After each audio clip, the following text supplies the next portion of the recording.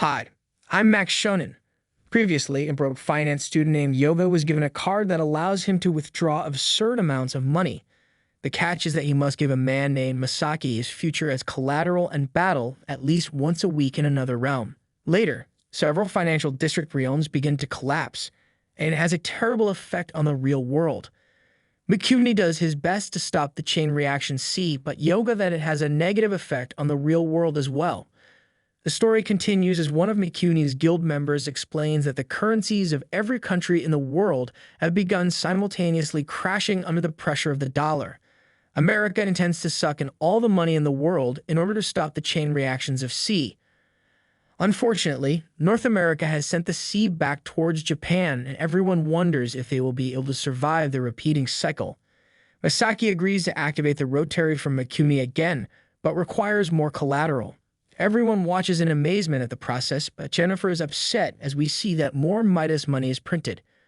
One's assets everywhere feel pain as Jennifer explains to Yoga that Mikuni has activated the rotary again, but it's what's causing them to lose their future. Yoga wants to stop it, but Jennifer has heard that the only people who can make the rotary press move are those that hold a darkness card. Mikuni is the only person with a darkness card in their district, but there is another way to stop the process. There's a 2-hour delay between when the rotary is activated and when the future is lost. In this time, someone must force Mikuni into a deal and bankrupt him, then take his card for their own and send the rotary press in reverse to return the money. Yoga points out how vast Mikuni's wealth is, and he could never be beaten in a deal. The informant explains that money is Mikuni's only strength, so they must first crash the value of the yen so that the Midas money would become as useless as scrap paper. If you take their trust away from the money, then what is left is nothing more than dust. Machia explains that she is just an asset and doesn't care if she disappears. But Yoga points out that he finally knows what the something is that he wants to protect. Elsewhere, Mikuni is told that the transaction is complete at his guild. Ishiruji is revealed to be the traitor as he steals from Mikuni, but the transaction is stopped and he is caught.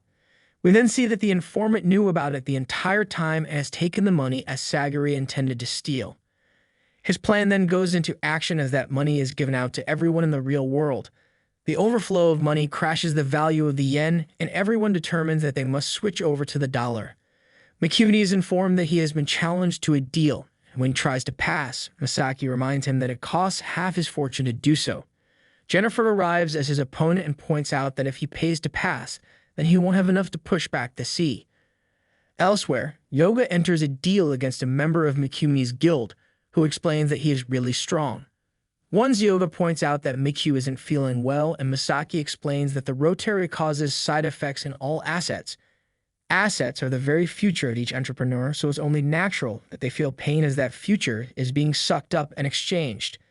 At the moment, Michiu is eager to fight, but she is clearly not capable, so Yoga explains that he will take care of it. He prepares to fight and explains to her that he only needs to hold out long enough for Jennifer to take Mikuni's darkness card. Yoga's opponent attacks him relentlessly and mocks him for trying to fight on his own.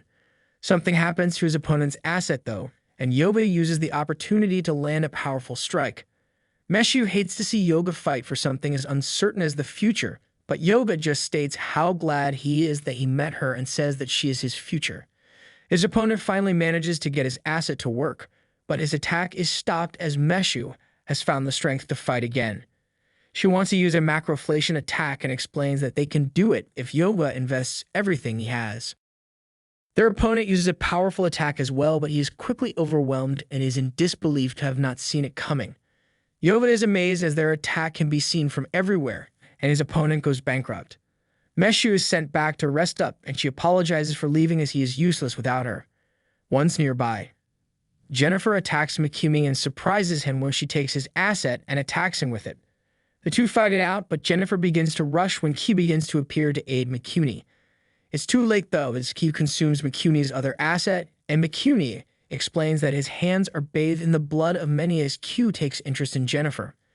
In the real world, the informant listens to the news about hyperinflation sweeping the country, and he wonders if Japan or the Midas Bank will be the first to disappear. Back at the fight, Jennifer senses that Yoga has arrived, but we see that she is heavily wounded. Mikuni explains that she has no hope of winning, so she should just surrender, but she would rather cause him trouble until her dying breath. She makes one last selfish request to Yoga and asks him to take her asset, named Gorge, as he is her future. Yoga accepts as Mikumi warns that he should back down, but Yoga is furious to see everyone suffering because of what Mikumi has done. Mikumi is then informed of Yoga's plan to devalue the yen in the hopes of weakening the Midas Bank, but Mikumi just instructs his guild to continue gathering defense funds for the imminent chain reaction that's coming. Mikumi requests that Masaki start the Rotary up again, and Masaki explains that at this rate, Mikumi will end up using his entire future. Yoga tries to stop him, but Mikumi points out that it's impossible since Yoga doesn't have power. Masaki appears to instruct Yoga to look at his card, and everyone is shocked to see that he now has a darkness card. This complicates things greatly now, as this means Yoga can reverse the Rotary press. Mikumi is furious to see this, but Masaki points out that it was a decision made from above. Once Yoga instructs Masaki to reverse the Rotary press, but Mikumi promises to stop him, and Masaki approves of a deal between the two of them in the real world. It is explained that the value of the yen has tanked and citizens of Japan frantically try to exchange their yen for dollars. Back in the financial district, Masaki points out that there is only about an hour until the payment is processed and Yoga's fight begins.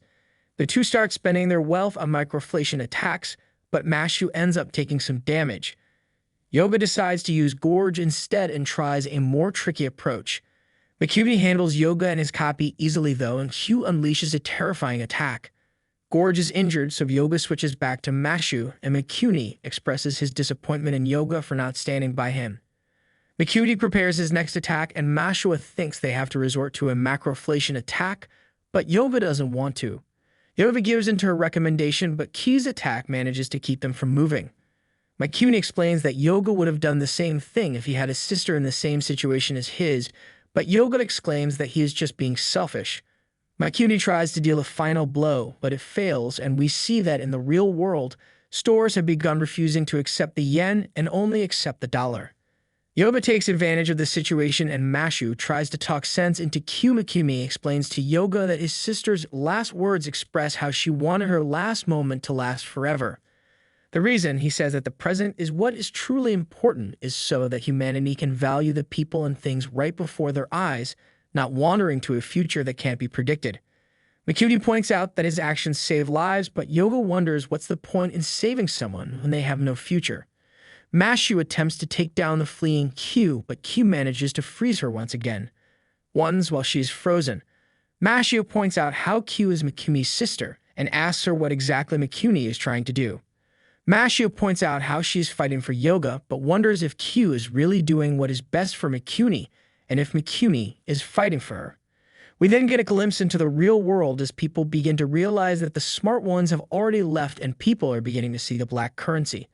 Mikumi explains that mankind will eventually fall one day, and that is why he lives every day like it's his last. He commands Q to devour Yoga, but he is shocked to see her look more like his sister. Yoga seizes this opportunity instantly and lands his attack on Mikumi. In the real world, the chain reaction is about to hit Japan, and Yoga punches Mikumi to end their fight. Mikumi has a vision of himself with his sister where she points out that he is becoming more and more like their father, making him question what the point of it all is if this is true in the real world. Everyone is shocked to see that the chain reaction has passed right through Japan. Masaki explains that this is because when the Japanese yen lost its value, the Midas money disappeared. However, their financial district will soon cease to exist, and he asks what the fighters would like to do.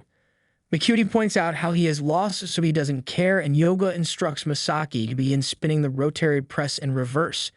Yoga vows to return the future to everyone, and the process begins. Mikumi says goodbye to Hugh and recommends that she go back to where she belongs. She wishes that she could be by his side once again, but he points out that that can never happen.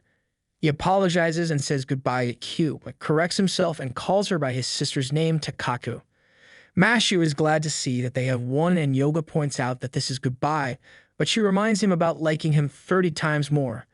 They finally share the kiss she has wanted for so long and reveals that she might even like him over 40 times more than she usually does. She says once more how glad she is to have met him, and he says the same to her just as she disappears. Once the two guys then say goodbye to each other as Yoga hopes to see Mikumi in the future, but Mikumi passes on that and explains that he will remain with today for all of eternity. Orbs begin to flow into the real world as everyone's future begins to return to them all across Japan. We then watch as Yoga wakes up in a mysterious place and is asked what is right and what is wrong. There's no right answer. Everyone is right. Everyone fought to make the world better, and in the end it improved.